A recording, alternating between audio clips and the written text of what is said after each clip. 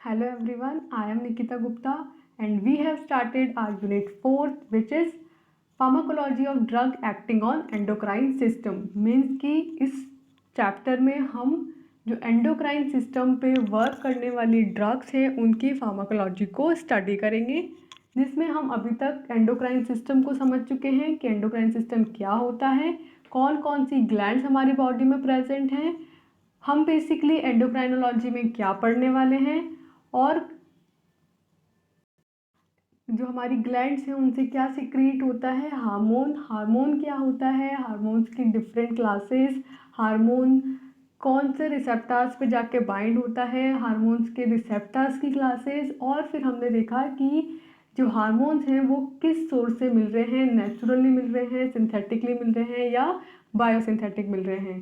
Then हमने start किया था पहला हमारा hormone which is anterior pituitary hormone analogous and it's inhibitors, जिसमें हम क्या करेंगे ये देखेंगे कि पहला तो पिट्यूटरी ग्लैंड क्या होती है, ठीक है। फिर उसमें दो लॉब्स होते हैं, anterior pituitary and posterior pituitary, जिसके इंडिविजुअल हमने हार्मोन्स देखे कि एंटीरियर पिट्यूटरी से कौन कौन से हार्मोन्स जो हैं वो रिलीज़ होते हैं और पोस्टीरियर पिट्यूटरी से कौन कौन से हार्मोन रिलीज़ होते हैं। देन हमने पहला हार्मोन पढ़ा ग्रोथ हार्मोन, जिसके बारे में हमने पढ़ा कि ग्रोथ हार्मोन क्या होता है, कहाँ से रिलीज़ होता है, कौन इसे कंट्रोल करता है और इसके क्या क्या फार्माकोलॉजिकल एक्शन है, इसके एक्सेस होने पर क्या होगा और इसकी कमी होने पर क्या होगा, कौन सी ड्रग्स दी जाएंगी जो जब एक्सेस होगा जीएच का तो उसको ट्रीट करेंगी। और उनमें से एक ड्रग को हमने स्टडी भी किया जो हमारी थी सोमेटोस्टेनिन,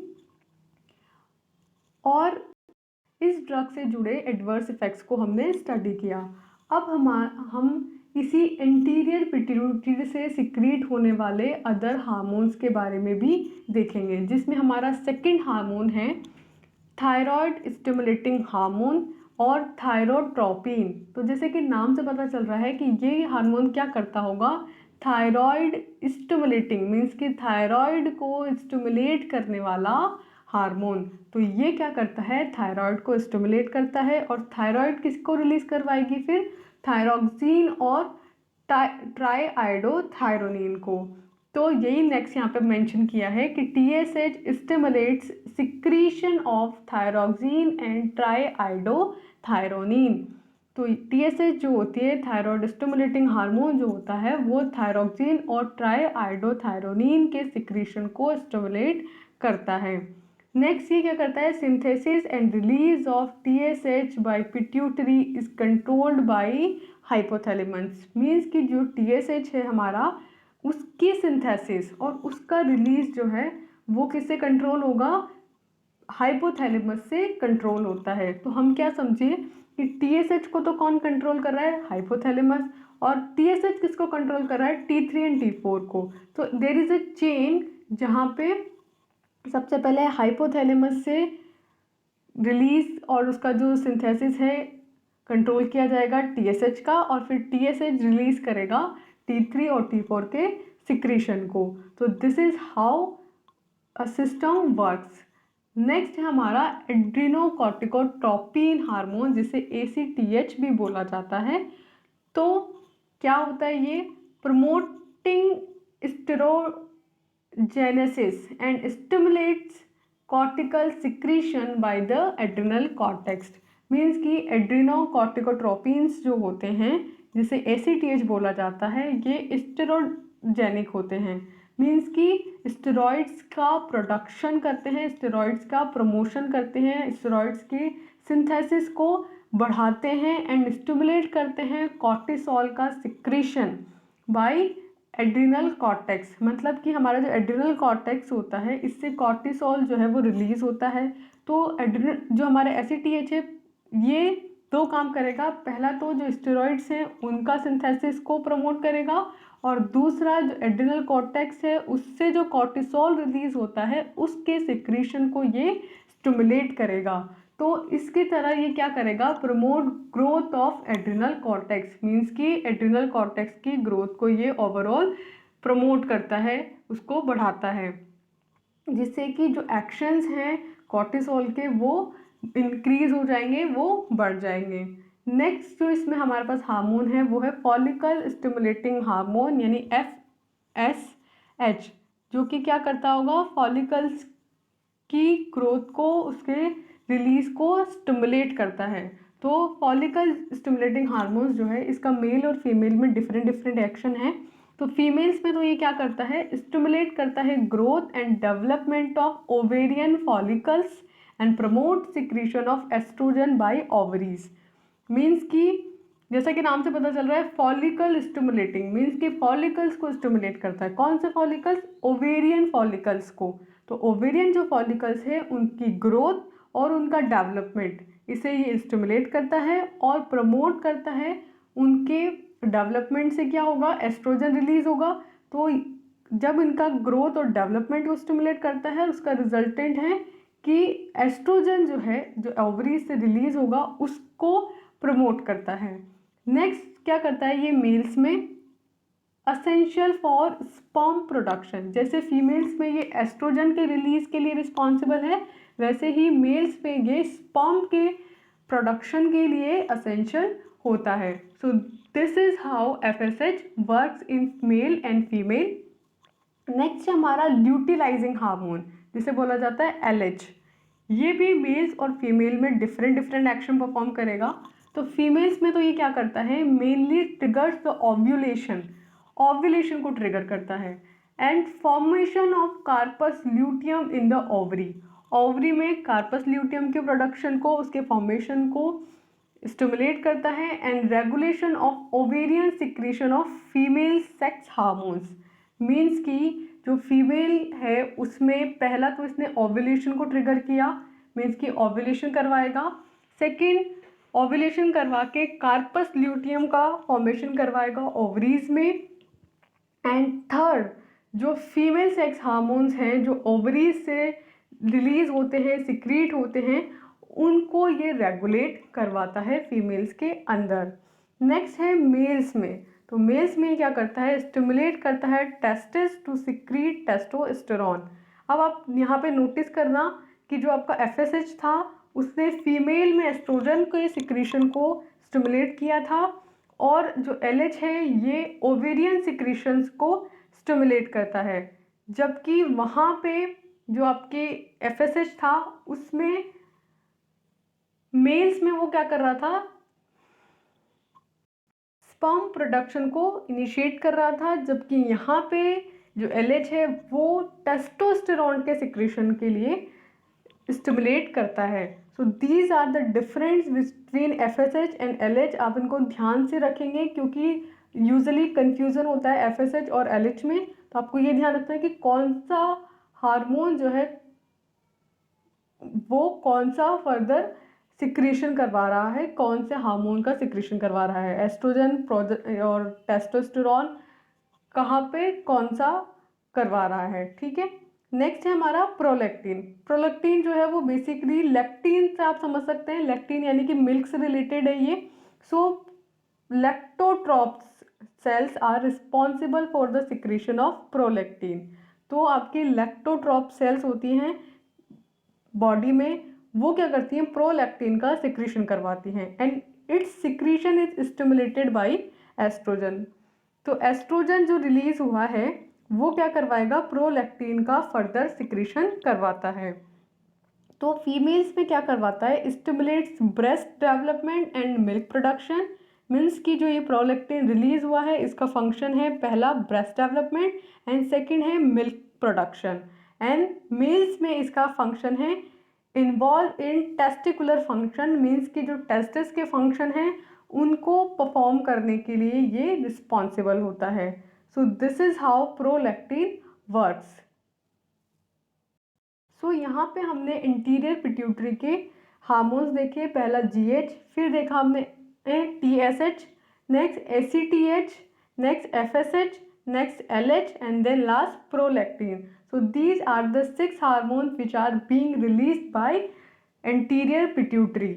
नेक्स्ट है हमारा प्रोलैक्टिन इनहिबिटर्स। मीन्स कि प्रोलैक्टिन क्या एक्शन परफॉर्म करता है ये हमने देख लिया। अब कौन सा ऐसा हार्मोन है या ऐसे कोई ड्रग है जो कि प्रोलैक्टिन के रिलीज को इनहिबिट करती हैं। तो इसमें हम एक ड्रग पढ़ रहे हैं जिसका नाम है ब्रोमोक्रिप्टीन, जो कि हमने देखा कि एक डोपामीन एगोनिस्ट है, और हमने जब जीएच के ड्रग्स देखी थी तब भी हमने इसको वहाँ देखा था। तो क्या होती है ये ब्रोमोक्रिप्टीन? तो it is an ergot derivative and a potent dopamine agonist. सबसे पहले तो एर्गोट डेरिवेटिव है, और सेकंड पॉइंट है कि ये पोटेंट डोपामीन एगोनिस्ट है, मीन्स कि डोपामीन रिसेप्टर्स पे जाके बाइंड होके डोपामीन लाइक एक्शन परफॉर्म करती है। सेकंड, ये एक्ट ऑन D2 रिसेप्टर्स, क्योंकि डोपामीन एगोनिस्ट है तो एज ऑब्वियस कि D2 रिसेप्टर्स पे जाके बाइंड होती हैं। नेक्स्ट, इनिबिट प्रोलैक्टिन रिलीज, क्योंकि ऑफकोर्स हम इसको किस में पढ़ रहे हैं, प्रोलैक्टिन इनिबिटर्स क्लास में पढ़ रहे हैं। तो ये क्या करती होंगी, प्रोलैक्टिन के रिलीज को इनिबिट कर देती हैं and increase growth hormone release in normal individuals. Means कि हमने इसे कहाँ देखा था लास्ट, जीएच में देखा था, ग्रोथ हार्मोन में देखा था, जहाँ हमने कहा था कि जब ग्रोथ हार्मोन में इम्बैलेंस होता है तो ये ट्रीट करती है ग्रोथ हार्मोन के रिलीज को। तो ये क्या करती है, ग्रोथ हार्मोन के रिलीज को इंक्रीज कर देती है नॉर्मल इंडिविजुअल्स में। तो हमने क्या क्या देखा कि जो ब्रोमोक्रिप्टीन है वो बेसिकली एक डोपामीन एगोनिस्ट है, डोपामीन रिसेप्टर्स पे जाके बाइंड होंगी, अपना एक्शन परफॉर्म करेंगी, और इसके एक्शंस में है पहला प्रोलैक्टिन के रिलीज को इनहिबिट करना और ग्रोथ हार्मोन के रिलीज को इंक्रीज कर देना। नेक्स्ट है पोस्टीरियर पिट्यूटरी हार्मोन, हमारा यहाँ एंटीरियर पिट्यूटरी कंप्लीट होता है। सेकंड है हमारा पोस्टीरियर पिट्यूटरी, जिसमें हम पढ़ेंगे ऑक्सीटोसिन और वैसोप्रेसिन के बारे में। तो सबसे पहले ऑक्सीटोसिन की बात करें तो it is synthesized in the hypothalamus and transported to the posterior pituitary. तो हमने जैसा कि कहा था कि जो एंटीरियर पिट्यूटरी के हार्मोन्स हैं वो एंटीरियर पिट्यूटरी में ही सिंथेसाइज होते हैं और वहीं से रिलीज होते हैं, जबकि जो पोस्टीरियर पिट्यूटरी के हार्मोन्स हैं वो हाइपोथैलेमस में सिंथेसाइज होते हैं और फिर ट्रांसपोर्ट होके आते हैं पोस्टीरियर पिट्यूटरी में, वहाँ स्टोर होते हैं और फिर वहाँ से रिलीज होते हैं। It is an effective uterine stimulant, produces contraction and used intravenously to induce or reinforce labor।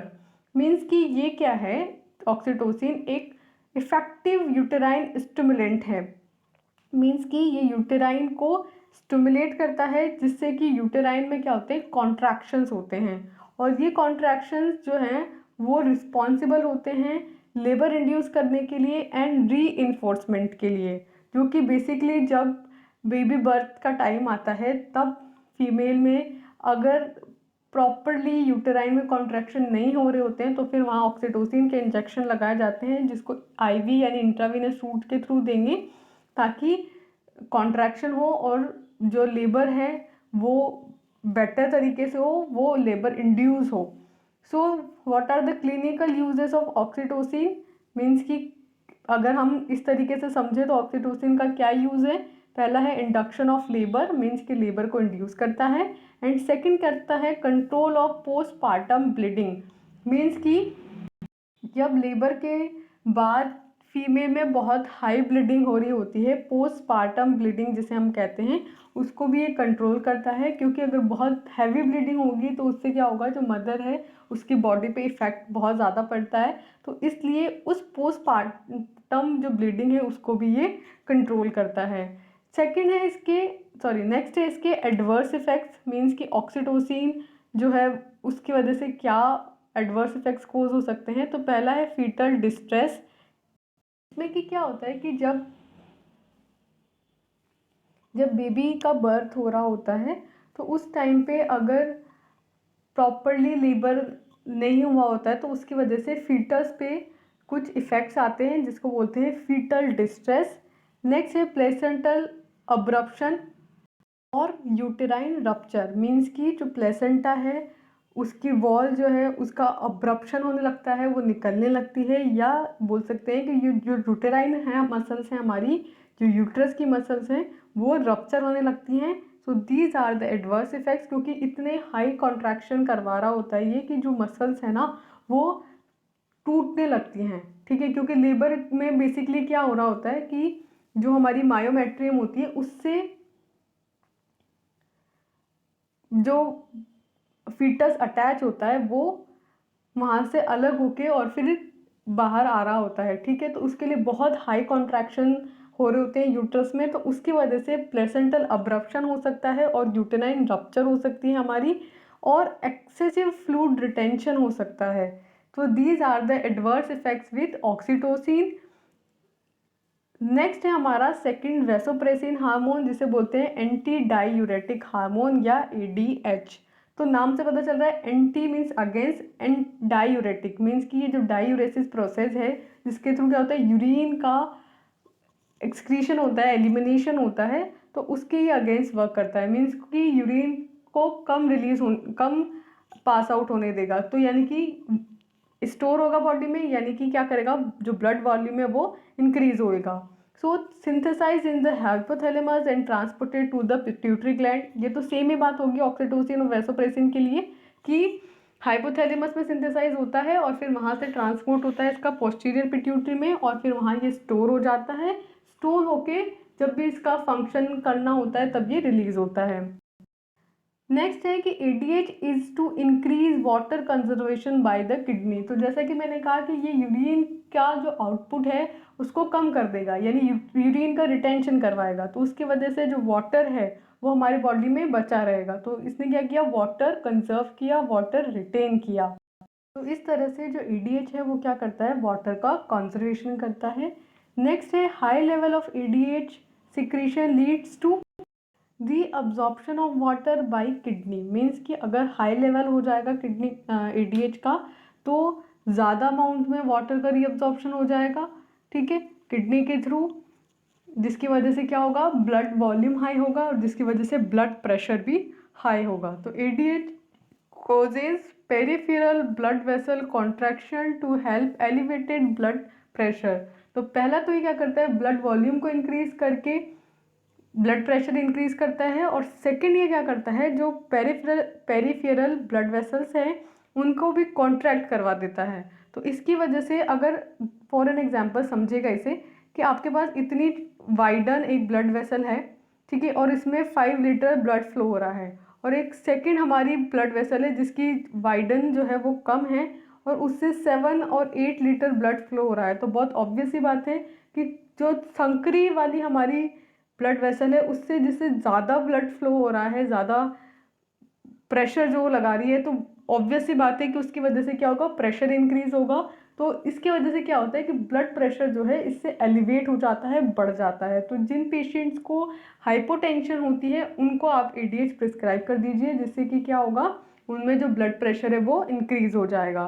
सो इसके क्या क्या यूजेस हैं, पहला है डायबिटीज़ इंसिपिडस, यानी कि जब एक ऐसी कंडीशन जिसमें थ्रस्ट ज़्यादा लगती है, प्यास ज़्यादा लगती है, तो उस कंडीशन को ट्रीट करने के लिए यूज़ किया जाता है ADH।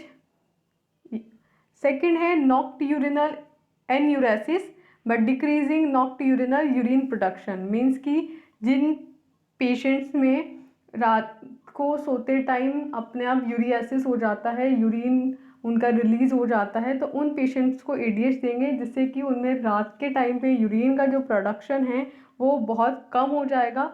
जब यूरिन प्रोड्यूस ही नहीं होगा तो फिर क्या होगा, उसका रिलीज नहीं होगा। तो ये इस तरीके से ये हेल्प करता है नॉक्ट्यूरिनल एन्यूरेसिस में।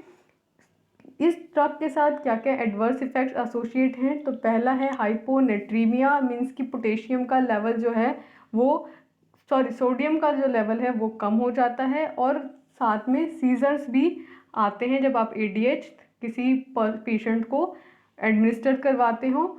इसके जो सिंथेटिक ADH ड्रग्स हैं उसमें है वैसोप्रेसिन एंड डेस्मोप्रेसिन। मीन्स कि नेचुरली भी ऑब्टेन होता है हमारा ADH, लेकिन साथ में जब इसकी नीड होती है ज़्यादा तो फिर से सिंथेसाइज भी किया जाता है। इसकी जो सिंथेटिक ड्रग्स हैं वो है vasopressin and desmopressin.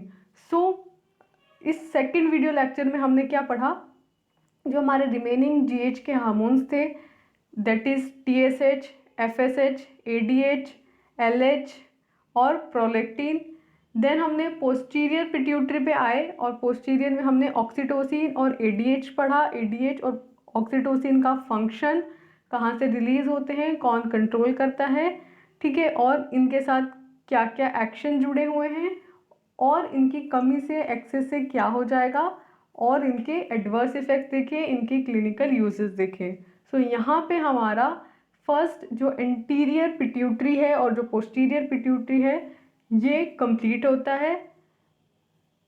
So for now thank you.